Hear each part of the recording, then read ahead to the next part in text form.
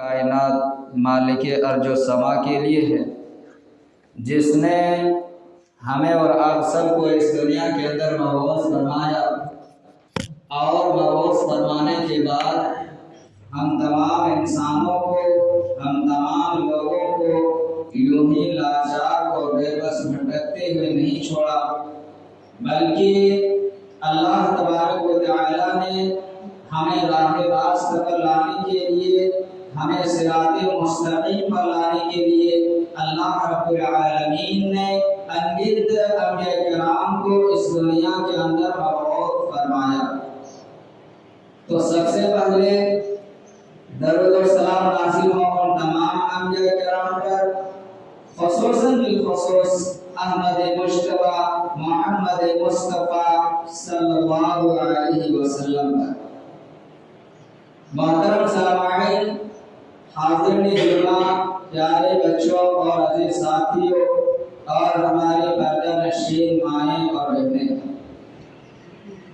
آج کے اس خطبہ جمعہ میں جس عنوان، جس موضوع، جس ٹاپک کے تحت آپ لوگوں کے سامنے کچھ باتیں رکھنا چاہتا ہوں، وہ ہے شادی اور بیاہ کے تعلق سے اور اس میں ہونے والی خرافات کے تعلق سے۔ لیکن میں اپنے بات کو شروع کرنے سے پہلے میں اللہ رب العالمین سے دعا کرتا ہوں کہ باری الہ ہمیں سچ سچ قرآن و احادیث کے مطابق کہنے کی توفیق عطا فرمائے، اور کہنے والے کو اور سننے والے کو سننے سے زیادہ اس پر پوری عمل کرنے کی توفیق عطا فرما، آمین ثم آمین۔ تو میرے بھائیو، آج کا میرا موضوع سخن ہے، وہ ہے شادی بیاہ کے تعلق سے۔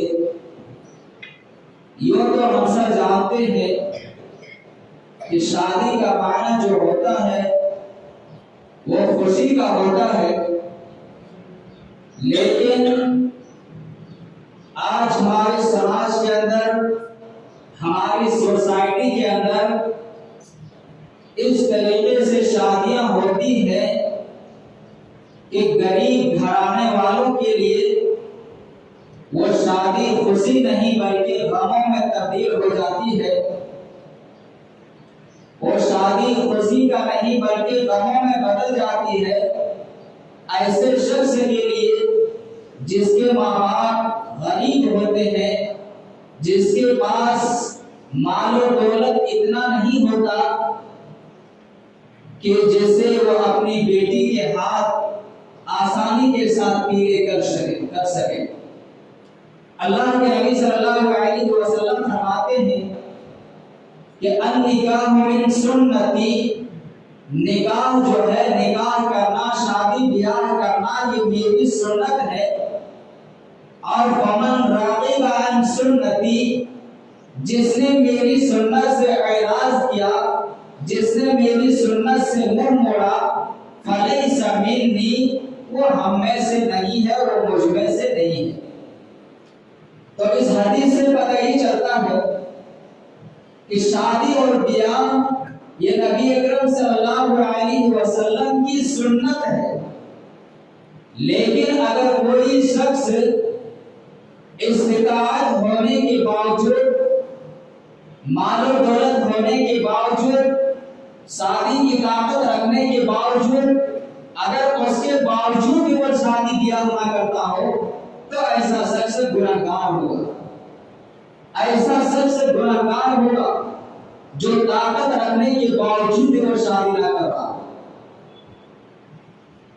اللہ تبارک و تعالی فرماتا ہے کہ زمانہ جاہلیت میں جب کسی کے یہاں لڑکی پیدا ہوتی، وَإِذَا بُشِّرَ أَحَدُهُم بِالْأُنثَىٰ ظَلَّ وَجْهُهُ مُسْوَدًّا وَهُوَ كَظِيمٌ، جب کسی کے یہاں زمانہ جاہلیت میں لڑکی پیدا ہوتی تھی، بیٹی پیدا ہوتی، تو مارے شرم کے ان کا چہرہ سیاہ اور کالا ہو جاتا۔ مارے شرم کے ان کا چہرہ سیاہ اور کالا ہو جاتا، اس وجہ سے کہ لوگ کہیں مجھے تانا دینا شروع نہ کر دے کہ ان کے گھر میں بیٹی ہوئی. آج ہماری سماج کے اندر یہ تو نہیں ہوتا الحمدللہ، لیکن پھر بھی اگر کسی کے گھر میں 1 2 3 4 لگاتار اگر کسی کی 4 5 بیٹیاں اگر پیدا ہو جائے تو سب سے یہ سوچنے پر مجبور ہو جاتا ہے کہ ہمارے پاس تو 3 4 بیٹیاں ہیں، ہم اس کی شادی کیسے کریں گے، ہم اس کی بیاہ کیسے کریں گے.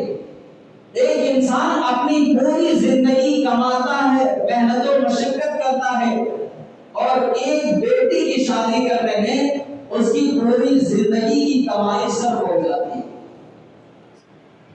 وجہ کیا ہے اس کی؟ اس کا وجہ یہ ہے کہ آج ہمارے سماج کے اندر جہیز جیسی ایک قبیح برائی نے جنم لے لیا ہے. آج ہمارے سماج کے اندر، معاشرے کے اندر لڑکے والے 2 لاکھ 2.5 لاکھ 3 لاکھ تک کا ڈیمانڈ کرتے ہیں، اور جب تک اس کی ڈیمانڈ پورے نہ ہو لڑکے کے بعد شادی کے لیے راضی نہیں ہوتے. یہ بہت ہی خطرناک اور گھناؤنا جرم ہمارے اندر پائی جا رہی ہے کہ ہم لڑکی والوں سے جہیز کا مطالبہ کریں، لڑکی والوں سے ہم اپنے بیٹے کے لیے ڈیمانڈ کریں کہ ہمیں اپنے بیٹے کو فلاں چیز دینی ہوگی، تب جا کر کے آپ کی بیٹی کے ساتھ ہمارے بیٹے کا رشتہ طے ہوگا. یہ چیزیں قرآن و احادیث کے اندر کہیں بھی موجود نہیں ہے کہ اللہ کے نبی صلی اللہ علیہ وسلم نے صحابہ کرام کو حکم دیا ہے کہ تم اپنی بیٹی کو اتنا جہیز دو، یا کہیں اللہ کے نبی صلی اللہ علیہ وسلم نے یہ بیان فرمایا ہے کہ تم اپنے بیٹے کی شادی میں 2 لاکھ 5 لاکھ کا ڈیمانڈ کرو اور پیسے مانگو. یہ نہیں ہے. بلکہ اگر ہمارا سیرت کی کتابوں کا مطالعہ کریں گے، اگر ہم آپ پڑھیں گے تو آپ کو صرف اتنا ملے گا کہ جب اللہ کے نبی صلی اللہ علیہ وسلم کی صاحبزادی حضرت فاطمہ رضی اللہ عنہا کا نکاح جب حضرت علی رضی اللہ عنہ کے ساتھ ہوا تو اللہ کے نبی صلی اللہ علیہ وسلم نے ان کو کچھ چیزیں دی تھی، لیکن وہ چیزیں جہیز نہیں بلکہ سامان ضرورت تھا. کیونکہ جب حضرت علی رضی اللہ عنہ ہجرت کر کے جب مدینہ آئے تھے تو ان کے پاس نہ تو اپنا گھر بار تھا اور نہ ہی کوئی ساز و سامان تھا.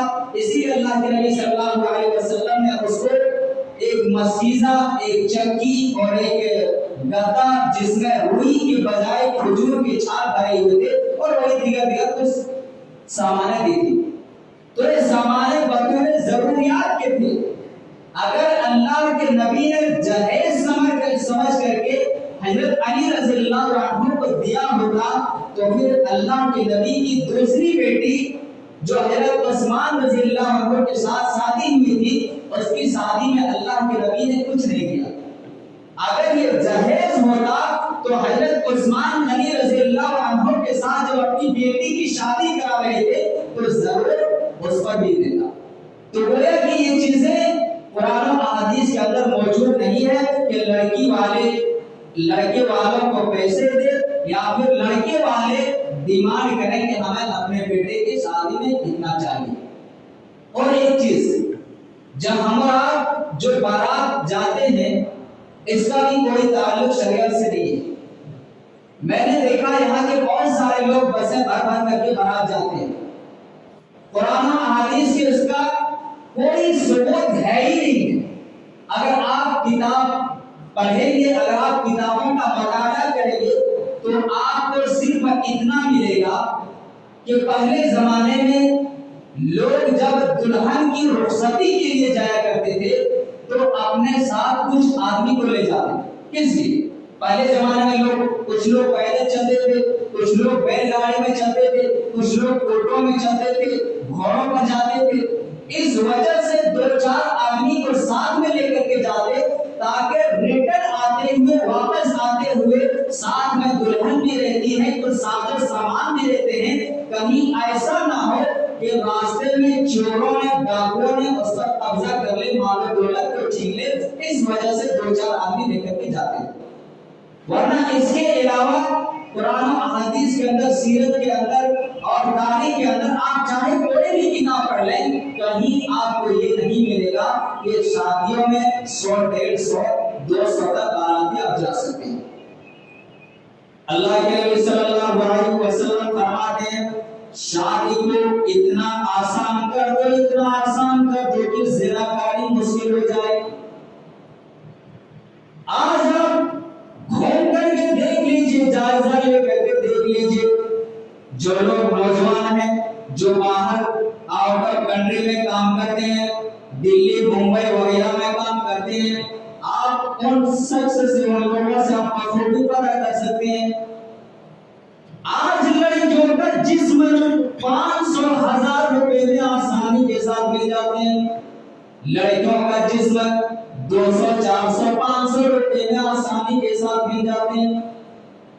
اللہ کے نبی صلی اللہ علیہ وسلم فرماتے ہیں کہ شادی کو اتنا آسان کر دو، اتنا آسان کر دو کہ زنا کاری مشکل ہو جائے، یعنی ایک شادی کے اندر 500 اور 1000 روپے بھی خرچ نہ ہونے پائے۔ کتنا آسان؟ ایک شادی کے اندر 500 اور 1000 روپے بھی خرچ نہ ہونے پائے، اتنا آسان شادی کو کر دو۔ میرے بھائی، اللہ کے نبی صلی اللہ علیہ وسلم فرماتے ہیں کہ شادی جتنی سادگی کے ساتھ کیا جائے، اسلام کے اندر اتنا ہی اچھا ہو۔ ہمارا جو شادیوں میں جو فضول خرچی جو کرتے ہیں، اس کی اجازت نہیں دیا۔ اگر آپ کے پاس مال و دولت ہے، اللہ رب العالمین نے آپ کو استطاعت دیا ہے، تو آپ اپنے خاندان والوں کو کھلا پلا سکتے ہیں، اس پر کوئی حرج نہیں ہے، لیکن پھر بھی اتنا نہیں کہ فضول خرچی ہو جائے، اتنا اسلام اجازت نہیں دے گا۔ بخاری شریف کی روایت ہے، ایک عورت اللہ کے نبی صلی اللہ علیہ وسلم کے پاس آتی ہے اور کہنے لگی، اے اللہ کے نبی صلی اللہ علیہ وسلم، میں اپنے آپ کو ہبہ کر رہی ہوں۔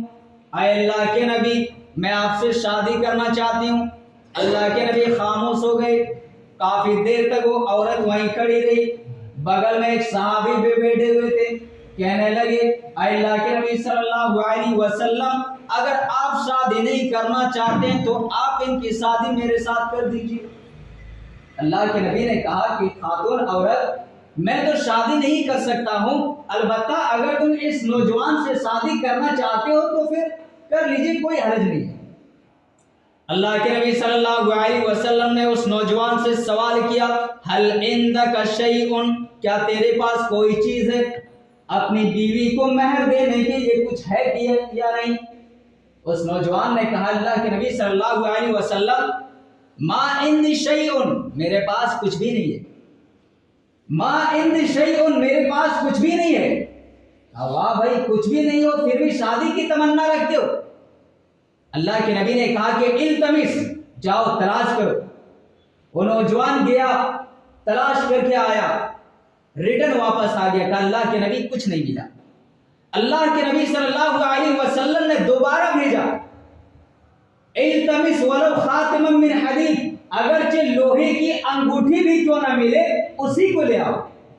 وہ نوجوان دوبارہ گیا، دوبارہ تلاش کر کے آیا، اللہ کے نبی صلی اللہ علیہ وسلم لوہے کی انگوٹھی بھی نہیں ملی۔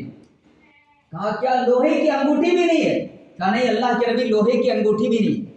کہا تب پھر شادی کیسے کرو؟ کہا ہاں یاد آیا، ایک چیز ہے۔ کیا ہے؟ اندی ازار، میرے پاس ایک لنگی ہے، کیا کرتے ہو؟ جب میں سوتا ہوں تو اس کو باندھ دیتا ہوں۔ کہا اپنی بیوی کو مہر دے دو گے؟ اس نوجوان نے کہا، اس صحابی رسول نے کہا کہ آدھی لنگی پھاڑ کر کے دے سکتا ہوں، پوری لنگی نہیں دے سکتا۔ اللہ کے نبی نے کہا کہ اگر آدھی لنگی پھاڑ کر کے دو گے تو آدھا نہ تمہارے کچھ کام آئیں گے، نہ آدھا ان کے کچھ کام آئیں گے، اگر دینا ہے تو پوری دے ورنہ مت دے۔ اللہ کے نبی پوری لنگی تو میں نہیں دے سکتا ہوں، چاہے آپ نکاح پڑھائیں یا نہ پڑھائیں۔ جانے لگے۔ اللہ کے نبی نے کہا آؤ ادھر سنو، ادھر آؤ۔ کہا کیا بات ہے اللہ کے نبی؟ کہا اچھا یہ بتاؤ تمہیں کتنی سورتیں یاد ہیں، کتنے قرآن یاد ہیں؟ اللہ کے نبی آپ پھر سے پوچھے کیا پوچھنا چاہتے؟ کہ یہ بتاؤ تمہیں کتنی صورتیں یاد ہیں؟ اس صحابی رسول نے 8-10 صورتوں کے نام گنا دیے. کہا اتنی صورتیں تجھے زبانی یاد ہے؟ کیا تم بن دیکھے بغیر دیکھے اتنی صورتوں کو پڑھ سکتے ہو؟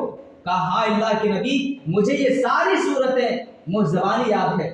اللہ کے نبی نے فرمایا کہ تمہیں اتنی صورتیں زبانی یاد ہونے کے باوجود تم کہتے ہو کہ ما عندی شیئن، میرے پاس کچھ بھی نہیں ہے. اس خاتون سے اللہ کے نبی سوال کرتے ہیں، اے خاتون، اے عورت، کیا تمہیں بھی یہ صورتیں یاد ہیں؟ کہ اللہ کے نبی مجھے یہ صورتیں یاد نہیں ہے. اللہ کے نبی کہتے ہیں، اے خاتون، اے عورت، اگر تمہاری شادی میں یہ قرآن کی آیت مہر بنا دیا جائے اور شادی کے بعد تمہیں یہ صورتیں سکھلا دے، یاد کرا دے، کیا تم اس نکاح کو قبول کرو گی؟ وہ عورت کہتی ہے، اے اللہ کے نبی صلی اللہ علیہ وسلم، بھلا اس سے بابرکت اور پاکیزہ نکاح کیا ہو سکتی ہے جس کی شادی میں قرآن کی آیت مہر بن جائے، جس کے نکاح میں قرآن کی آیت مہر بن جائے، اس سے بابرکت اور پاکیزہ نکاح کیا ہو سکتی ہے؟ میرے بھائیوں، اللہ کے نبی صلی اللہ علیہ وسلم نے کیا تعلیم دی تھی صحابہ کرام رضی اللہ عنہم کو کہ ان کے پاس کچھ بھی نہیں ہے پھر بھی شادی کی تمنا رکھتے ہیں، پھر بھی شادی کی امید رکھتے ہیں. آج ہمارے سماج کے اندر، سوسائٹی کے اندر، معاشرے کے اندر غریب گھرانے کی لڑکیاں 20 سے 25 سال کی ہو رہی ہیں لیکن شادی نہیں ہو پا رہی ہے. غریب گھرانے کی لڑکیاں کتنی ایسے بیٹھی ہوئی ہیں کہ ان کے باپ کے پاس صرف اتنا پیسے نہیں ہے کہ ان کے ہاتھ پیلے کر سکے، ان کی شادی کرا سکے. اس کے ذمہ دار کون ہیں؟ اس کے ذمہ دار ہم اور آپ ہیں. بلکہ کتنے غریب گھرانے کی لڑکیاں تو ایسی ہیں جو خودکشی کرنے پر مجبور ہو جاتے ہیں. کتنی غریب گھرانے کے ماں باپ ایسے ہوتے ہیں جن کی بیٹی کی شادی نہ ہونے کی وجہ سے وہ سارے لوگ آتم ہتیا کرنے پر مجبور ہو جاتے ہیں. غریب گھرانے کی لڑکی اگر کہیں ان کی صحیح ٹائم پر شادی نہ ہونے کی وجہ سے اگر وہ غلط قدم اٹھا لیتے ہیں، کسی دوسرے کے ساتھ غلط تعلقات قائم کر لیتے ہیں، غلط سمبند بنا لیتے ہیں، تو غریب گھرانے کے والدین ماں باپ کیا کرتے ہیں؟ مجبوراً کھانے میں زہر ملا کر کے سب کو کھلا دیتے ہیں اور خود بھی کھا جاتے ہیں. کس لیے؟ کہ شرمندگی کا سامنا نہ کرنا پڑنے لگے، شرمندگی کا سامنا نہ کرنا پڑے. اس وجہ سے سارے لوگ آتم ہتیا کرنے پر مجبور ہو جاتے ہیں. آج ہم اور آپ ہیں، ہم اپنے بیٹے کی شادی میں اتنا ڈیمانڈ کرتے ہیں کہ کیا بتائیں، جس کا تعلق قرآن و حدیث سے ذرہ برابر بھی نہیں ہے. لیکن آج ہم اور آپ شادی بیاہ کے اندر اس طریقے سے فضول خرچی کرتے ہیں. اس جہیز کی وجہ سے بہت ساری گھرانے تمام برباد ہو گئی ہیں. جہیز کی وجہ سے بہت ساری جانیں گئی ہیں. آپ لوگوں نے سنا ہی ہوگا، ایک بہت ہی بڑے شاعر تھے جس کا نام تھا میر تقی میر. میر تقی میر یہ بہت ہی بڑے شاعر تھے. ان کی شاعری اتنے اچھے انداز میں ہوتے تھے کہ ان کی شاعری کو سمجھنے کے لیے زیادہ دماغ پر توجہ دینے کی ضرورت نہیں ہوتی تھی. بالکل آسان انداز میں یہ شاعری کیا کرتے تھے. لیکن میر تقی میر کے بارے میں آتا ہے کہ ان کی ایک بیٹی بھی تھی. میر تقی میر غریب گھرانے سے تعلق رکھتا تھا. میر تقی میر کی بیٹی جوان بھی ہو گئی اور ہمارے شادی کا رشتہ طے کرنے لگا. جب رشتہ طے ہو جاتا، جہیز کا لمبا چوڑا لسٹ دے کر کے رشتہ ٹوٹ جاتا تھا. ایک دن ایک لڑکا شادی کا پیغام لے کر کے میر تقی میر کے پاس آیا. میر تقی میر نے دیکھا، سوچا کہ لڑکا بڑا ہونہار ہے، لڑکا بڑا خاندار ہے، میری بیٹی کو آسانی کے ساتھ رکھ سکتا ہے. میر تقی میر نے اس لڑکے کے ساتھ اپنی بیٹی کا رشتہ طے کر دیتا ہے. میر تقی میر نے اپنے گھر کو گروی رکھ دیا، بینک سے لون لے لیا اور میر تقی میر نے اپنی بیٹی کی شادی اس لڑکے کے ساتھ کر دیا. میر تقی میر کی بیٹی کو پتہ چل گیا بدائی سے پہلے کہ وہاں ہے اس کے باپ نے اس کی شادی کے لیے گھر پر گروی رکھ دیا ہے، بینک سے لون لے لیا ہے. بدائی کے وقت لڑکی اپنے باپ کے گلے سے چپک کر روئی.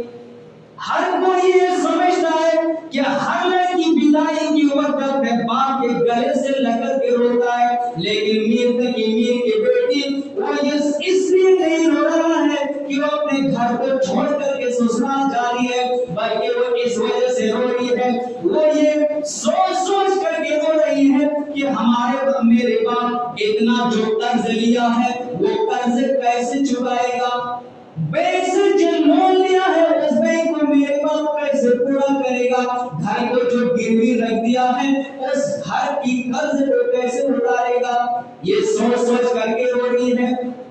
بہرحال لڑکی جانے لگی، سسرال جا رہی ہے، پہنچتے پہنچتے ابھی جو سسکیاں لے کر کے جو رو رہی تھی، سسرال پہنچنے کے بعد وہ سسکیاں ہچکیاں میں تبدیل ہو گئی۔ ابھی تک جو سسک سسک کر کے جو رو رہی تھی، سسرال پہنچنے کے بعد وہ ہچکیوں میں تبدیل ہو گئی۔ کچھ ہی دیر کے بعد وہ لڑکی اس دنیا کو چھوڑ کر کے چلی جاتی ہے۔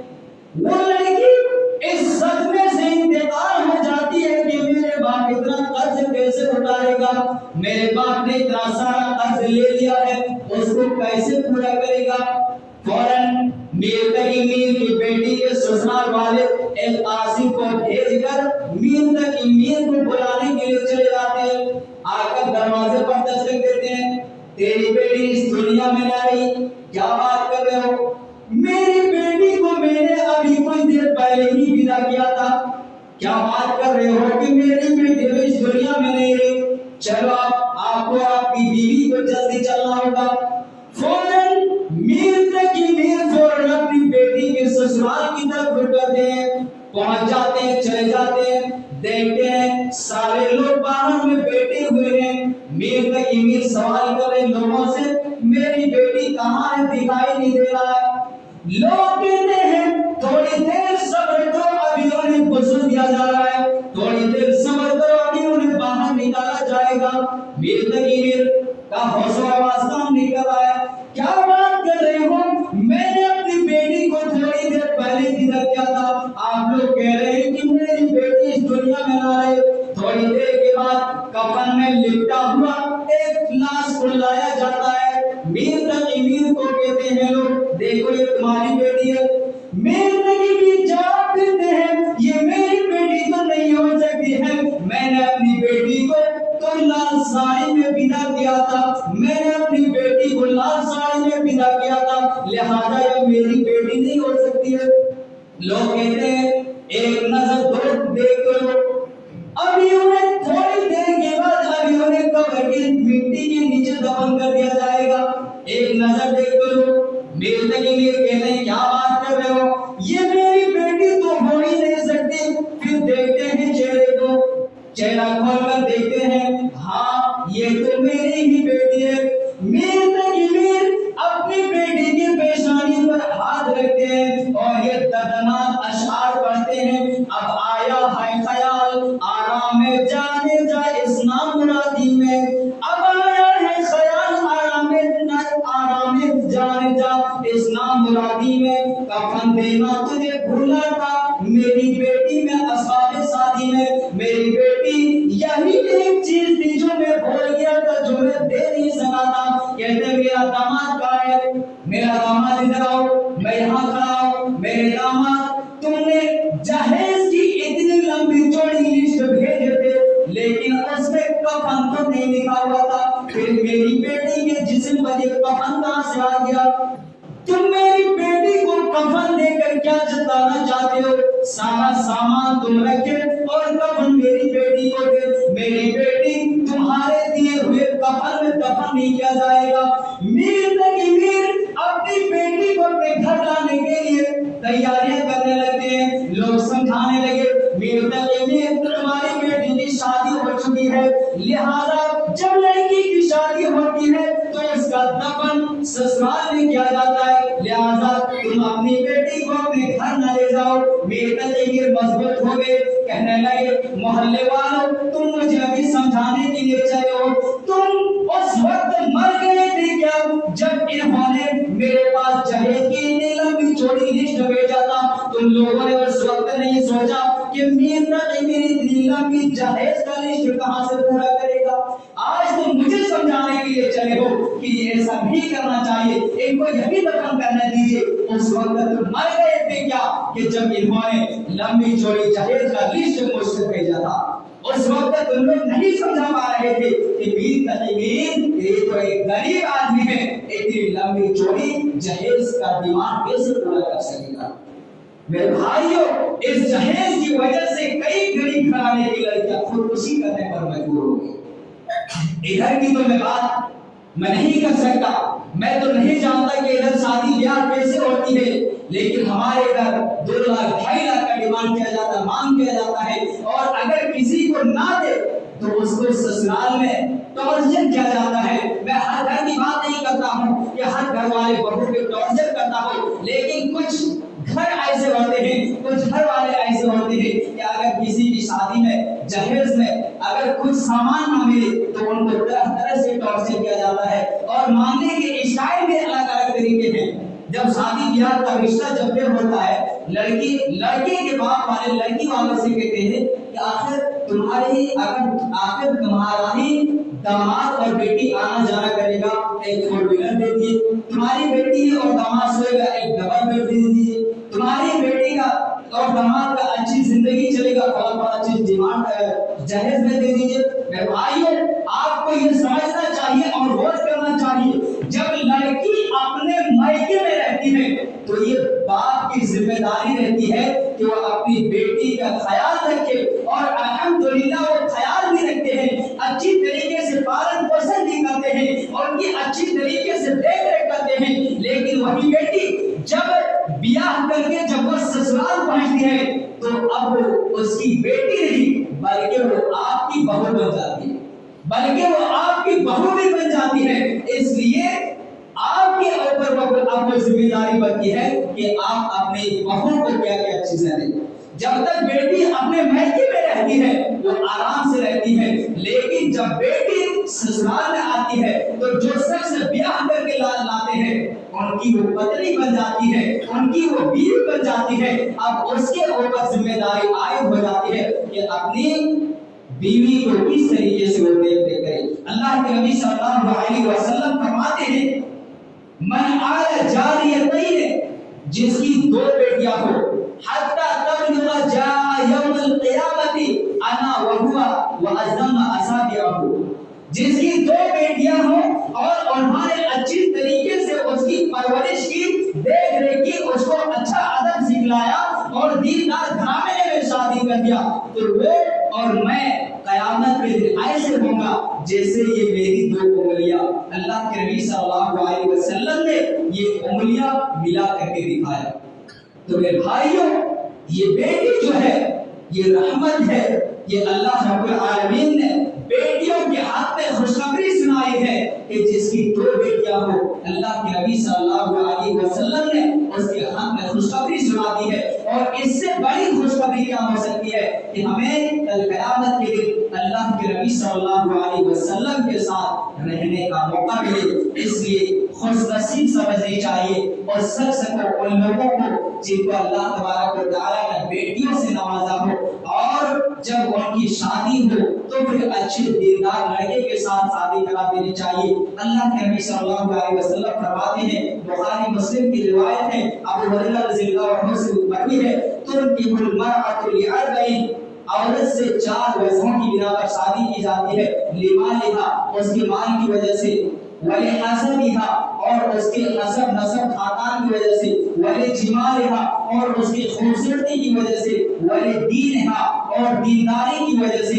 अल्लाह के नबी सल्लल्लाहु अलैहि वसल्लम ने फरमाया, फज़फर बिज़ाति दीन तरिबत यदाका, तुम दीनदार औरत को तरजीह दो। लेकिन आज मेरे भाइयों, हम और आप किस चीज को तरजीह देते हैं? हम और आप उसी चीज को तरजीह देते हैं कि कहां से हमें ज्यादा माल मिले, इस चीज को हम तरजीह देते हैं, जबकि अल्लाह के नबी ने दीनदार औरतों को तरजीह देने के लिए कहा है। आखिर अल्लाह रब्बुल आलमीन से दुआ है कि हम तमाम मुसलमानों को जो हमारे समाज के अंदर, मुआशरे के अंदर जो एक जहेज जैसी जो बीमारियां पाई जाती हैं उनको खत्म करने की तौफीक अता फरमा।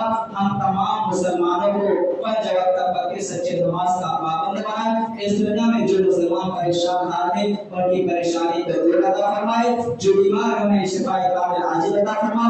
جو قرضدار ہوں ان کی قرض کی ادائیگی عطا فرما، اور جب ہمارا خاتمہ ایمان کی حالت میں ہو، آمین و آمین۔ والسلام علیکم ورحمۃ اللہ۔